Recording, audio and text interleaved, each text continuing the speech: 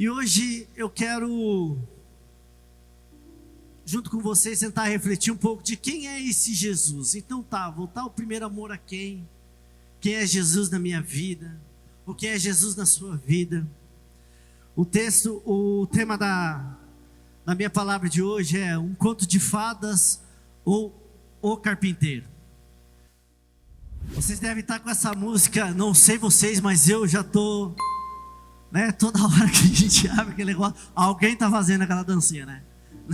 E é engraçado, é capaz que você para assistir. Eu sempre fico olhando que cada vez é diferente. Hoje eu vi umas criancinhas, foi muito engraçado.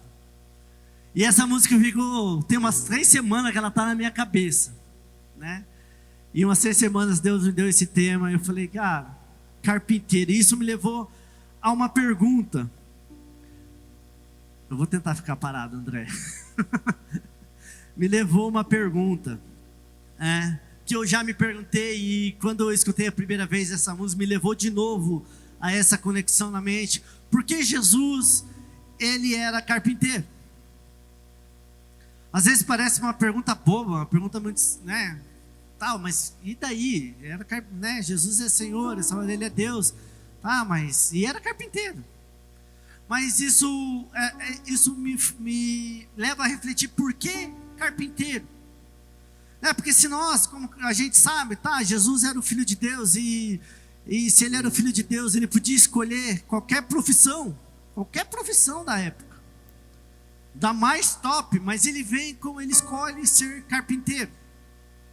E hoje nós entendemos também que, Lúcia, ele era carpinteiro porque lá era cultura, naquela época era cultura. O filho mais velho, ele tinha que seguir a profissão do pai. Então Jesus era carpinteiro porque o seu pai José também era carpinteiro. Pronto, respondeu, bem óbvio. Por que Jesus era carpinteiro? Porque o seu pai José era carpinteiro. Mas quando nós cremos também em Deus e no poder de Deus, e a gente sabe que Deus também sabia aquela cultura, a cultura da época, e que o filho teria que se profissionalizar na profissão de seu pai, então por que Deus não colocou Jesus como filho de um chefe da guarda do rei, ou filho de algum rabino mais respeitado? Por que de José? Por que de José Nazareno vindo lá de Nazaré? Deus podia ter colocado, se Jesus ele tinha que influenciar o mundo, se ele tinha que ser, se destacar naquele tempo para demonstrar que ele era o Messias, que ele era o escolhido de Deus, o Messias esperado de Israel. Por que Deus não colocou ele, então, pegasse o rabino mais respeitado da época, colocasse ele como filho daquele rabino? Mas não, ele escolhe José Nazareno, vindo lá da cidade de Nazaré. E as cidades, elas adquirem fama, ao longo dos anos pelas tradições que elas têm. Pelas tradições religiosas, pelos folclores, pela culinária, ou até mesmo pelo sotaque que usa no modo de falar. Outras, elas ficam conhecidas pelo jeito do seu povo, se elas são mais expansivas ou reservadas. Eu ouço muito isso, eu sou curitibano. A maioria de vocês já devem ter ouvido, que curitibano é frio, curitibano não se relaciona. Às vezes eu escuto esse negócio, mas falo, cara, mas eu tenho tanta facilidade, de me relacionar com as pessoas, e uma coisa que eu gosto é de calor humano. Mas Curitiba, ela tem essa fama no Brasil inteiro. Aonde você vai? Se você for lá para cima, o carioca já é aquele cara que chega, já é mais expansivo, o pessoal lá de cima, mais do Nordeste, já é mais engraçado. Então, as cidades, elas acabam levando fama pela maneira que o seu povo se comporta. O pessoal do Sul, pelo sotaque mais cantado. E Nazaré, onde Jesus viveu, ela era conhecida, não era diferente, ela também era conhecida por suas características. Que era o quê? Era de ser uma cidade de um povo que era de uma gente brava, até chegava a ser revoltada. Essa era a fama de Nazaré. Por isso que muita gente desconfiava de Jesus, porque eles achavam que qualquer provocação poderia servir para uma revolta de Jesus. Jesus ia se revoltar porque era a característica do povo de Nazaré. Eles não esperavam que, que poderia vir algum profeta lá da Galileia. Tanto que foi essa pergunta que Natanael faz a Filipe, lá em João 46. Nazaré, pode vir alguma coisa boa de lá? Aí Filipe diz para Natanael, não, vem aqui e veja, vamos lá ver. E Natanael, ele pôde comprovar a bondade de Jesus. Ele reconhece que Jesus, ele era o Messias esperado, porque era isso que Natanael estava fazendo quando estava lá debaixo da figueira. Natanael, ele esperava pelo Messias, ele ansiava pelo Messias. E quando Felipe chega para ele e falou, Natanael, eu encontrei aquilo que a gente está esperando. Vamos lá, ele veio de Nazaré. E aí Natanael, mas pode vir alguma coisa boa lá de Nazaré? E aí Natanael vai lá, experimenta, Jesus fala, eu sei o que você estava fazendo lá debaixo da figueira. E aí ele fala, realmente, tu és o Messias, tu és o Filho de Deus. Mas essa parte do Natanael é outro estudo. Vamos voltar para o carpinteiro. Jesus, ele fica conhecido como o carpinteiro de Nazaré. E pois ele não só ele havia aprendido a profissão do pai. Porque ser carpinteiro naquela época era muito mais do que fazer mesa e cadeira. Mas era um daqueles homens que sabem fazer tudo na obra de uma casa. Desde lá de preparar a terra, da fundação, dos detalhes, de como que vai levantar as paredes. Era isso que um carpinteiro fazia na época de Jesus. Ele sabia edificar uma casa do início ao fim. Dos pés à cabeça. Ele era alguém que... Ele prestava atenção nos mínimos detalhes, tanto que quando Jesus ele entra no templo, ele fala assim, olha, vocês podem derrubar isso aqui tudo.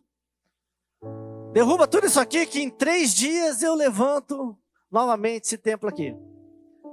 Por isso que as pessoas estranhavam, como assim Jesus? Isso aqui levou 46 anos para ser construído. Você não é um carpinteiro tão bom assim para fazer em 3 dias. Não tem como. Eles estranham. Porque, por mais, os carpinteiros na época de Jesus, eles tinham um conhecimento prático admirável. Ele tinha um olhar profundo das coisas e uma prudência sem igual em executar. Era aquele negócio do poucas palavras e muita ação.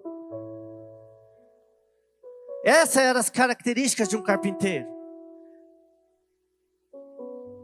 Ele falava pouco, mas agia muito e construía coisas enormes e tremendas.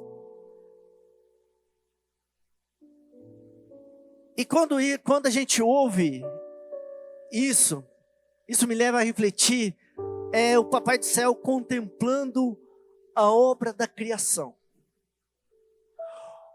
Sentado no 7º dia, olhando para a criação e falando assim, olhando todos os detalhes, os mínimos detalhes, e dizendo, realmente ficou muito bom.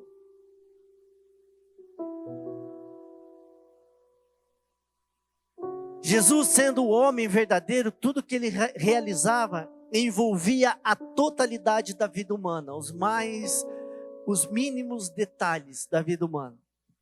Ele não excluía nenhuma área dos sentimentos ou das aspirações das pessoas. Tanto que ninguém passava ao lado de Jesus em vão. Sempre que uma pessoa passava ao lado de Jesus, ele levava alguma coisa. Sempre. Ele fazia todas as coisas e ele era o carpinteiro de Nazaré. Aproximar-se dele é descobrir o seu segredo, pois o carpinteiro é profeta, é o Messias, é o Salvador, ele é o nosso amigo, ele é Jesus. Ter contato com Jesus é contemplá-lo na fé, apurando o nosso sentido sobrenatural, aceitando a sua salvação e tendo a nossa vida transformada por Ele. É isso que Jesus faz. Ele nos leva a entender detalhes que a gente nunca entenderia. Que só o carpinteiro, só o Criador da criação pode nos levar a entender. É nele que a gente aprende a olhar à nossa volta e valorizar os pequenos gestos e as pessoas que convivem conosco. Mas por que hoje eu quis trazer Jesus como carpinteiro? Ou nazareno? Marcos capítulo 6, do versículo 1 ao 5. Jesus saiu dali e foi para a sua cidade acompanhando dois dos seus discípulos. Acompanhado dos seus discípulos. Quando chegou o sábado, começou a ensinar na sinagoga. E muitos dos que o ouviam ficaram admirados. De onde lhe vêm essas coisas? Perguntavam eles. Que sabedoria é esta que lhe foi dada? E esses milagres que ele faz? Não é este o carpinteiro, filho de Maria, irmão de Tiago, José, Judas e Simão? Não está aqui conosco as suas irmãs? E ficavam escandalizados por causa dele. Jesus lhe disse, só em sua própria terra, entre seus parentes e em sua própria casa, é que um profeta não tem honra. E não pôde fazer ali nenhum milagre, exceto impor as mãos sobre alguns doentes e curá-los. E não pôde fazer ali nenhum milagre, exceto impor as mãos em alguns doentes e curá-los. Jesus, ele não foi reconhecido na sua cidade natal. Esse texto, essa passagem, diz que Jesus volta para Nazaré, para sua cidade natal, acompanhado dos seus discípulos, e lá ele começa a falar, olha, eu sou o Messias, eu sou o Filho de Deus.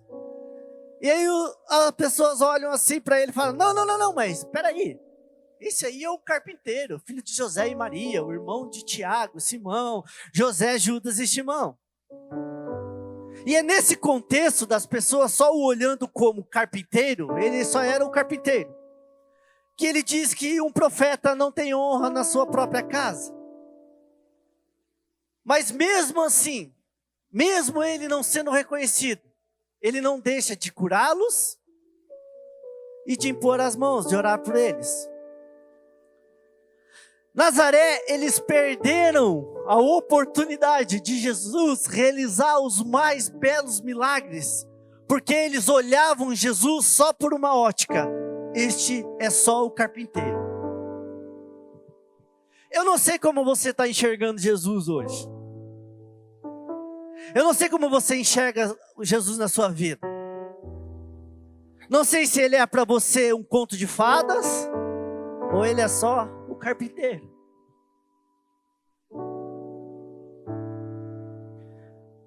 Muitos de nós, às vezes, a gente tem uma visão um pouco limitada de quem é Jesus. A gente nos apega somente, às vezes, em uma ou duas características de Jesus. E muitas vezes nós não desfrutamos de todas as qualidades do nosso amado amigo Cristo. E aí Jesus não realiza os milagres nas nossas vidas. Quando nos fazem a pergunta de quem é Jesus para você, muitas vezes pode ser aquela resposta clássica, ah não, Jesus para mim é tudo. Dá até um outro meme, né? Aquele, quem é Jesus? Jesus para mim é tudo. Então por quê? Né? Aquele que o cara levanta e começa, né? Eu acho que eu estou vendo muito bagulho, né?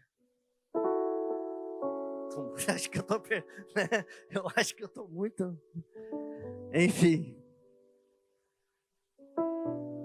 Ou outros respondem, Jesus é o Filho de Deus, é o meu Senhor, é o meu Salvador, Ele é o meu Mestre, etc, etc, etc.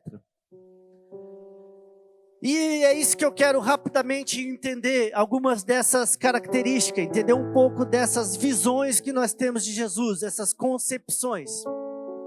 A primeira concepção, às vezes, que nos leva a limitar a nossa visão, é ter Jesus Cristo como Salvador. Lucas capítulo 2, versículo 11. Hoje, na cidade de Davi, nasceu o Salvador, que é Cristo o Senhor. Primeira carta de João, capítulo 2, versículo 2. Jesus e seus discípulos também... Não, primeira carta de João, filho. 1 João 2, versículo 2.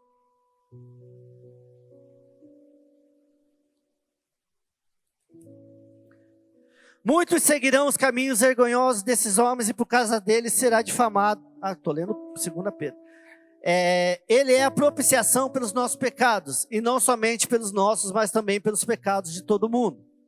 Milhões de pessoas, eles conhecem Jesus como Salvador, como aquele que nos salvou do pecado, que pagou os nossos pecados. Eles pensam nele como a pessoa que perdoou os seus pecados. E realmente ele o é, porque os textos dizem, eis que nasceu o Salvador do mundo. Ele foi entregue como propiciação dos nossos pecados.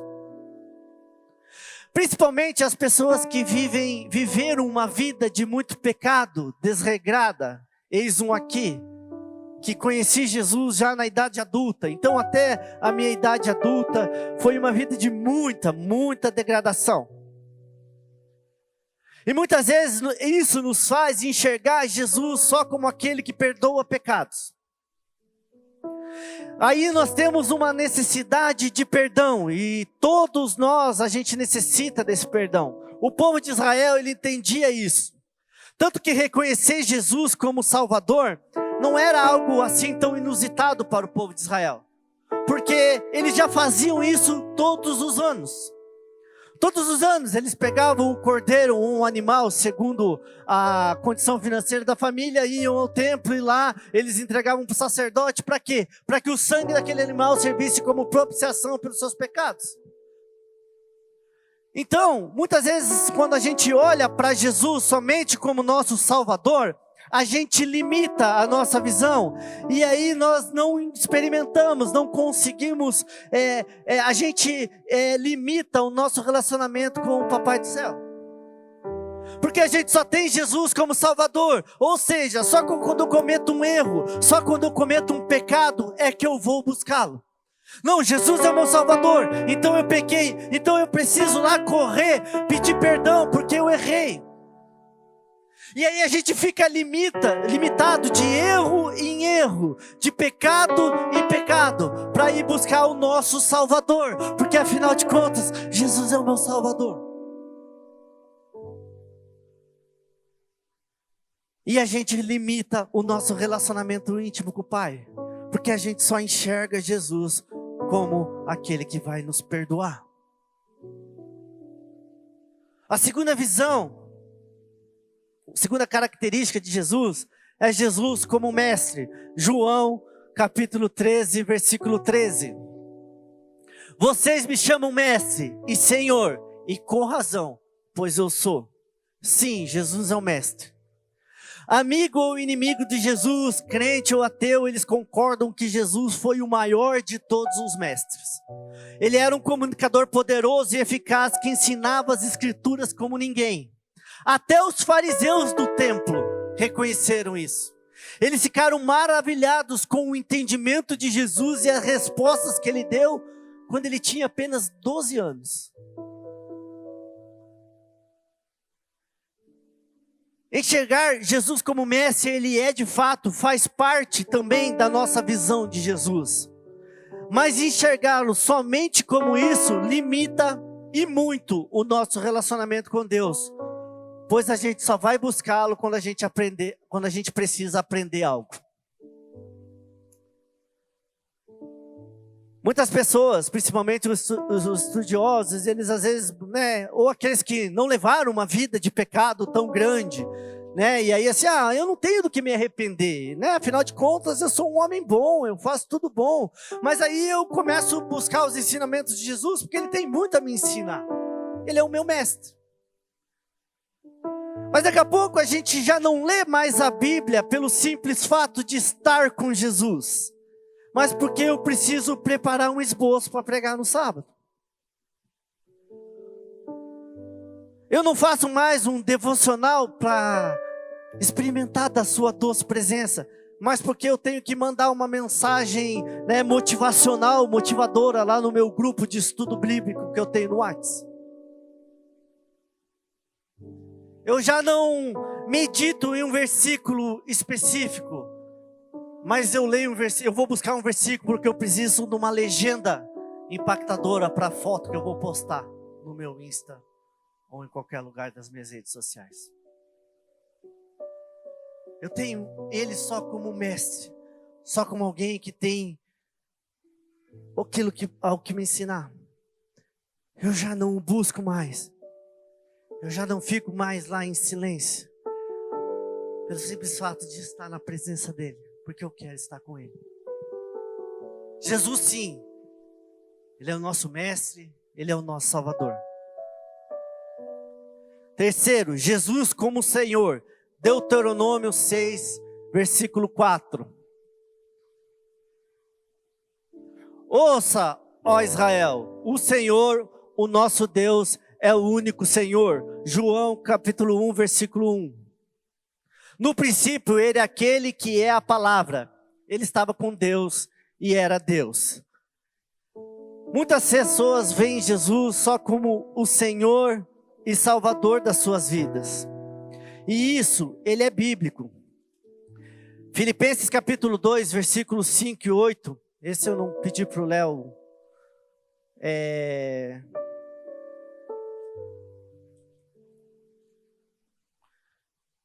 colocar no telão, mas a Bíblia, Filipenses capítulo 2, versículo 5 diz assim: seja a atitude de vocês a mesma de Cristo Jesus, que embora sendo Deus, não considerou que o ser igual a Deus era algo que devia apegar-se, mas esvaziou-se a si mesmo, vindo a ser servo, tornando-se semelhante aos homens, e sendo encontrado em forma humana, humilhou-se a si mesmo e foi obediente até a morte, e morte de cruz.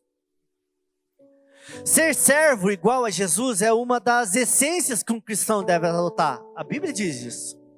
Seja a atitude de vocês a mesma de Cristo, que entregou, que deixou de lado o ser Deus e veio como forma humana e humilhou-se a si mesmo.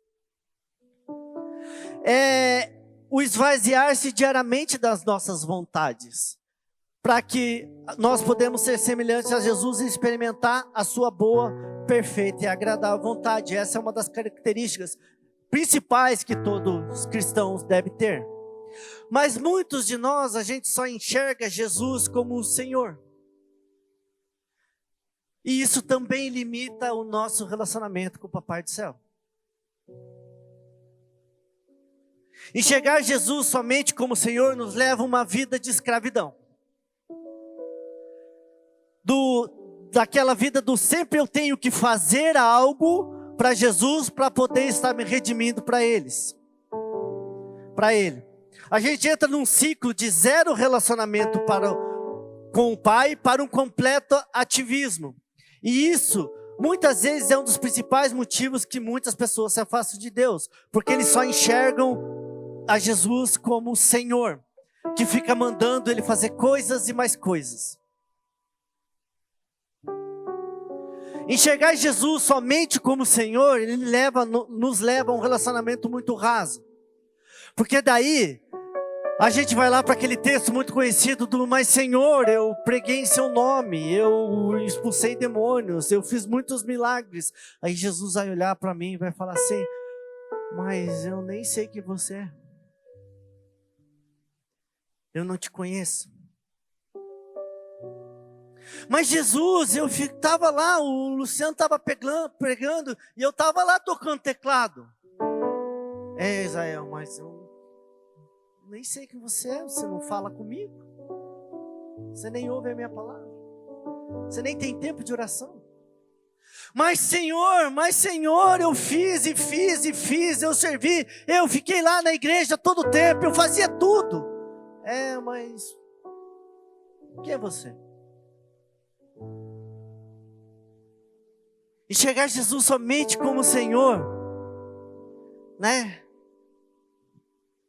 Vai nos levar à ideia não, mas espera aí, eu tenho relacionamento com Deus. Não, filho, você não tem. Você pode fazer um monte de coisa aqui, ser o mais envolvido possível, Mas se lá no teu quarto você não tem envolvimento com Ele, você não tem tempo com Ele, Ele vai, infelizmente, Ele vai lá e vai falar: olha, eu não te conheço. Eu nem sei quem você é. Mas com certeza, Jesus é o nosso Senhor, Ele é o nosso Salvador e Ele é o nosso Mestre. Quarto e penúltimo, Jesus como Deus dos meus pais. Êxodo capítulo 3, versículo 15. Disse também Deus a Moisés: diga aos israelitas, o Senhor, o Deus dos seus antepassados, o Deus de Abraão, o Deus de Isaac, o Deus de Jacó, enviou-me a vocês. Esse é o meu nome para sempre, nome pelo qual serei lembrado de geração em geração. Essa característica de Jesus ela é para um público bem específico. É para aquele que nasceu em um lar onde os pais servem a Jesus, né? Os pais o enxergam a Jesus, e ele enxerga Jesus só como o Deus do pai deles, mas não como o Deus deles. É aquele que, eu vou na igreja só porque meus pais estão lá. Eu leio a Bíblia quando meu pai e a minha mãe lê para mim. Eu vou na cela porque meus pais me levam e os amigos da igreja também estão lá. Afinal de contas, eu cresci dentro da igreja e os meus amigos são da igreja, então meus amigos estão lá, então eu vou lá.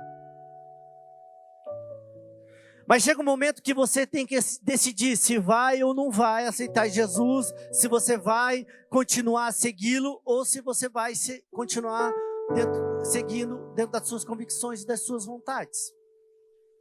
Enxergar Jesus assim só como Deus dos meus pais também limita o nosso relacionamento com o Papai do Céu. Porque aqui literalmente Jesus é só um conto de fadas. Jesus é a historinha que seu pai contava quando você ia dormir. Mas hoje eu tenho certeza que se você está passando por essa fase, você vai entender quem é Jesus e todas as suas características. Pois Ele é sim Deus dos meus pais, mas Ele também é Deus de Abraão, Ele é Deus de Isaac, Ele é o meu Deus, Ele é o seu Deus, e Ele é o Deus da geração que você vai gerar e que vai vir através de você.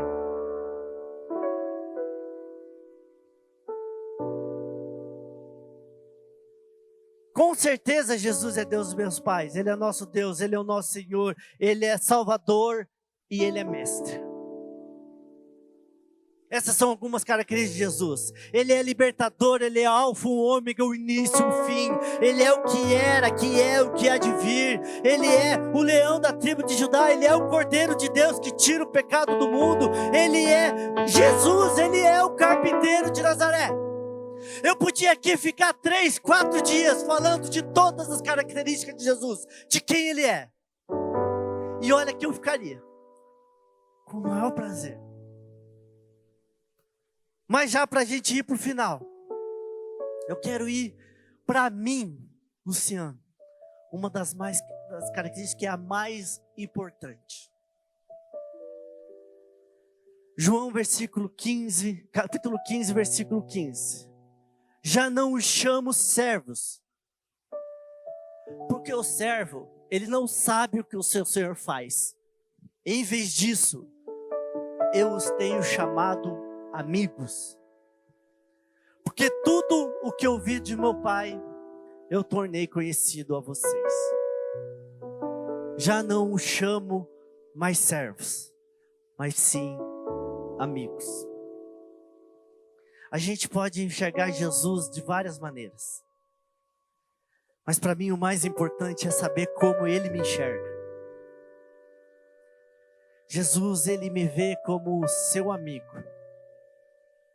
E isso para mim é um maior privilégio que um ser humano pode ser. Jesus, Ele nos ama de uma maneira tão constrangedora que Ele nos leva a fazer parte dEle mesmo. E Ele nos confessa os seus segredos, Ele nos faz conhecê-lo. E tudo aquilo que Deus ensinou para Ele, tudo aquilo que Ele ouviu do Pai dEle, Ele faz questão de compartilhar conosco, daqueles que são seus amigos. A amizade, ela é um dom, e o dom de Deus, ele implica em 3 dimensões. Ele é gratuito, ele é inesperado e ele é merecido. Ser amigo é um dom, pois amizades são laços que vão sendo criados naturalmente, sem cobranças, laços que surgem de maneira inesperada, sem hora e nem lugar para acontecer. E além disso, quando a gente experimenta uma verdadeira amizade, nos consideramos indignos dela, pois um amigo verdadeiro excede gratuitamente todo e qualquer merecimento da nossa parte. Quando eu ouço essas palavras, não os chamo mais servos, mas sim amigos. Isso me leva ao entendimento que eu preciso a cada dia me aproximar de Jesus. Porque amigo, porque se tem uma coisa que eu prezo verdadeiramente, se chama amizade. A minha família sabe, se tem uma coisa que eu prezo, são os meus amigos. De ter eles perto, de fazer coisas juntos. Como eu gosto de amigo. Amigo para mim não é aquele que você chama só quando está precisando de algo, mas também é o primeiro que você procura quando está precisando de algo. Amigo para mim não é aquele que você procura só quando você faz algo de errado e precisa de ajuda, mas também é a primeira pessoa que você procura quando faz algo de errado e precisa de ajuda. Amigo para mim não é aquele que você encontra somente quando ele está precisando que você faça alguma coisa para ele, mas também é o primeiro que você larga tudo para fazer aquilo que ele está precisando que você faça para ele. Amigo para mim é isso. Amigo para mim é aquele que eu fico imaginando Jesus esperando seus amigos. Eu acho que por isso que Jesus, a gente não sabe a data do nascimento de Jesus. Mas a gente sabe a data que ele morreu e que ele ressuscitou. Que ele ressuscitou na Páscoa. A data do Natal é totalmente, a gente não sabe se foi dia 25, se foi em março, a gente não sabe. Mas ele especificamente deixou claro, ele ressuscitou na Páscoa. Para que nós pudéssemos comemorar com ele esse tempo, esse momento. Eu fico imaginando Jesus, porque eu fico pensando ele assim, por que o aniversário dele, a data que ele nasceu, a data importante? Não, porque eu acho que ele está lá em todo o tempo, todos nós já fomos convidados para o banquete. A gente não precisa de um convite formal para ir na festa de Jesus. Ele está lá todo dia, sentado esperando os seus amigos virem falar com ele. Jesus está todo dia esperando eu e você ser amigo dele. Ele nos chamou de amigo. Amigo é aquele que às vezes simplesmente você chama para fazer nada. Nada. Seja para sentar no seu sofá, jogar um play, tomar um tererê. Você deve ter um melhor amigo assim. Pelo simples fato da presença dele te fazer bem. Só senta aí, fica aí comigo. Só estar com você já é suficiente. E eu acredito que é esse relacionamento que Jesus quer que eu tenha com ele. É assim que Jesus quer que eu enxergue como amigo. Que quando eu vou ler a Bíblia, eu estou indo lá porque eu quero ouvir o que o meu amigo tem a dizer. Quando eu vou orar, eu quero simplesmente estar lá na presença dele. Que eu o sirvo porque eu o amo. Que eu sei que ele é o meu Salvador. Que eu tenho a certeza que ele é o mestre que vai me auxiliar em tudo que eu necessitar. Que ele é o Deus e amigo dos meus pais, dos meus amigos e da minha família. Ele é o meu Deus, ele é o meu Jesus, ele é o meu amigo.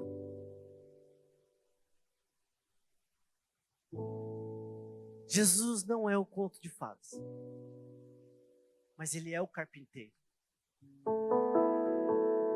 Ele é aquele que sabe todos os detalhes, todos, que conhece o mais íntimo do nosso ser. Ele é aquele que anseia que eu seja cada dia mais amigo dele e também eu possa conhecer os mais íntimos segredos que ele tem para revelar. Os segredos que o Papai do Céu revelou para ele.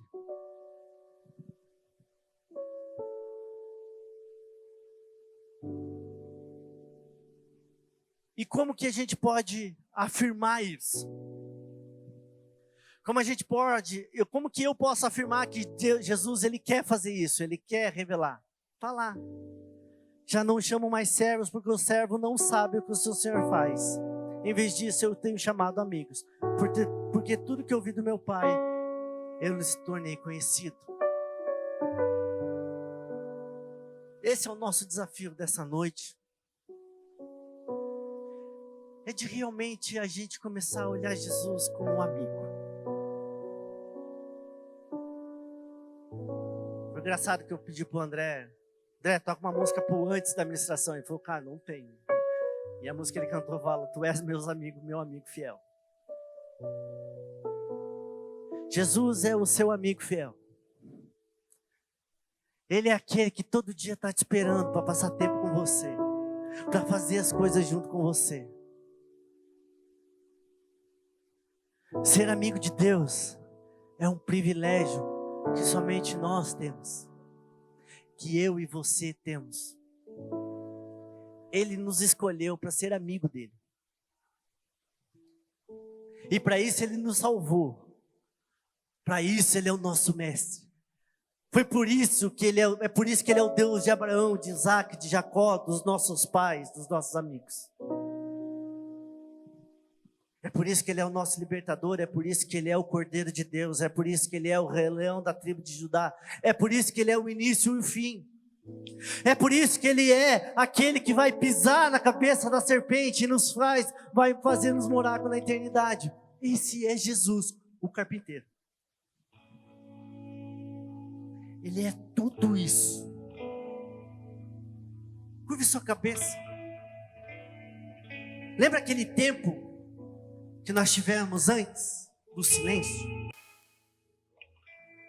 Agora é o momento de você fechar os seus olhos. Eu não sei, como eu disse, eu não sei qual era a sua visão. Eu não sei em que tempo, se você já aceitou como Senhor e Salvador. Que isso é uma dos passos que temos a dar. É a primeira visão que temos de Jesus quando o aceitamos como nosso Senhor e Salvador. Eu não sei se você tem Ele como mestre, como aquele guru que vai me ensinar todas as coisas. Eu não sei se você está aqui hoje somente porque os seus pais vêm aqui, ou porque eles te trouxeram aqui. Mas hoje é o dia de você olhar e falar, Jesus, eu te quero como meu amigo.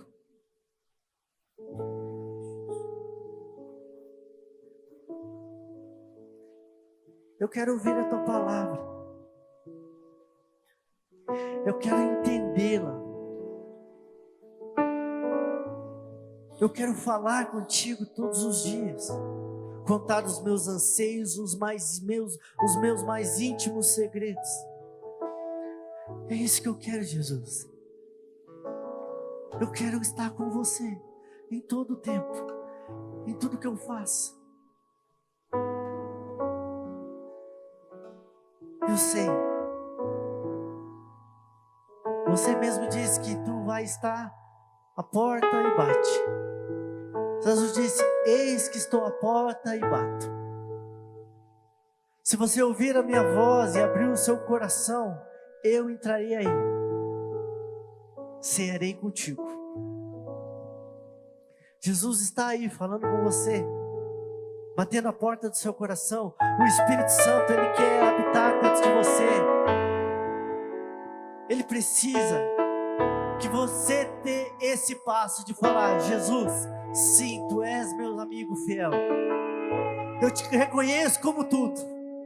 Tu és sim o Jesus, Tu és o Nazareno, Tu és o carpinteiro de Nazaré, Tu és o Cristo, Tu és o Filho de Deus, Tu és o nosso Senhor, o nosso Salvador, o meu libertador. Tu és, mas eu sou seu amigo. Obrigado por ter nos revelado a sua palavra, obrigado porque o Senhor se revelou a nós. Obrigado por a cada dia estar conosco. Obrigado por esse tempo, obrigado por esse momento. Obrigado, Jesus, obrigado, Jesus, obrigado, Jesus. Continua trabalhando no mais íntimo do nosso ser, porque aquele que começou a boa obra em nós, Ele é fiel e justo para terminá-la. Esse é Jesus, esse é o carpinteiro, esse é o nosso Senhor, esse é o nosso Salvador, esse é o nosso amigo fiel. Eu quero abençoar, mas depois da bênção, eu só gostaria que você se assentasse um pouco. Faça assim com a sua mão. Que Deus nos abençoe, que Deus nos guarde. Que todos os dias da nossa vida nós possamos experimentar a doce presença agradável de Deus. Que nós sejamos os seus amigos. Ele é o nosso amigo fiel. Que nós sejamos os seus amigos e que a cada dia as bênçãos do Senhor se derramem sobre as nossas vidas em nome de Jesus.